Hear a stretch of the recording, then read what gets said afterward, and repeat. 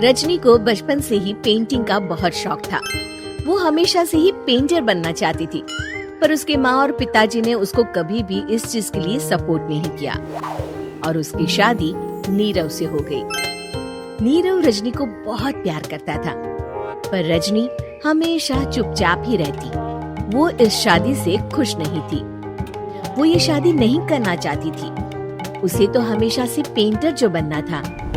अपने इस सपने को वो नहीं पूरा कर पाई, इसलिए वो हमेशा उदास रहती थी। रजनी, बहुत ही बढ़िया फिल्म लगी है, कल देखने चले? नहीं जी, कल मुझे बहुत काम है, मैं नहीं जा पाऊंगी।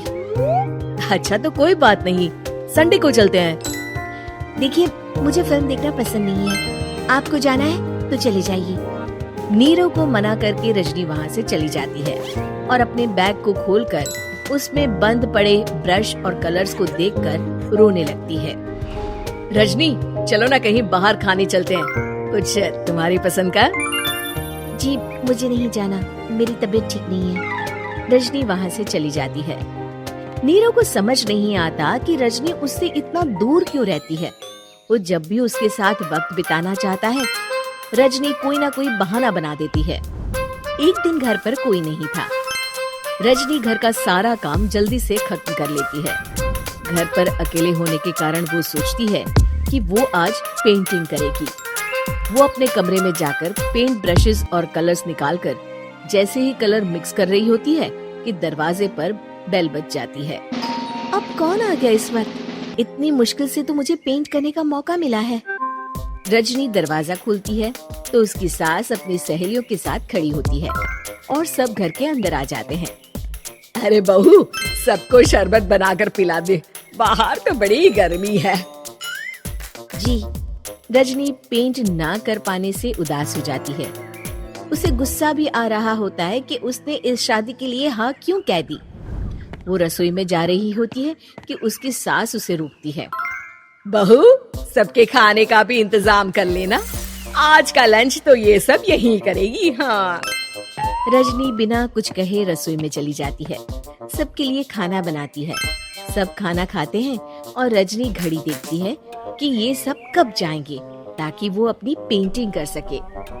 जब शाम होती है तब सब चले जाते हैं अपने घर। अरे बहू, सब तेरे खाने की तो बहुत तारीफ कर रहे थे, सबको बहुत अच्छा लगा खाना।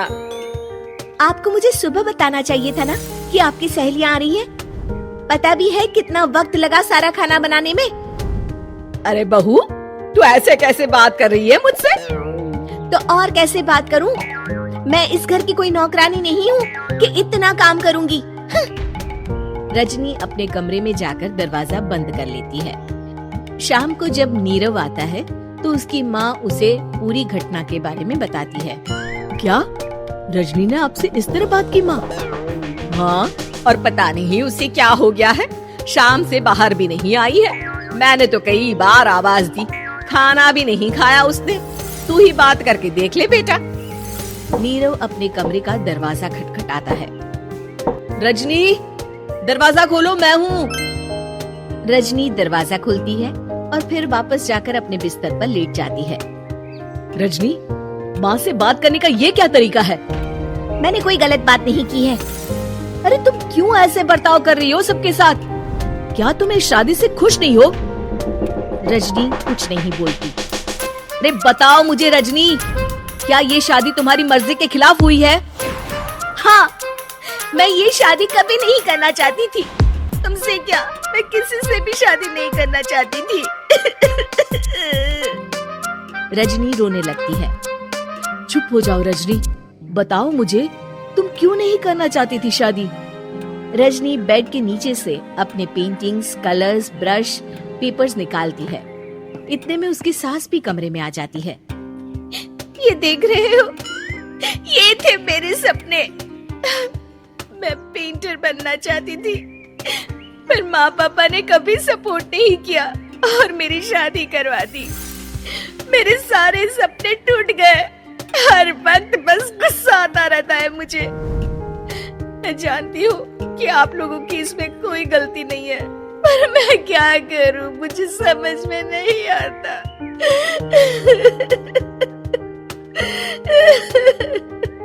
रजनी फूट फूट कर रोने लगती है। मुझे माफ कर दीजिए, आप दोनों के साथ मैं बहुत बुरा बर्ताव कर रही हूँ। अरे रजनी बेटा चुप हो जाओ तुम। नीरव पानी लेकर आता है। ये लो पानी पियो और शांत हो जाओ।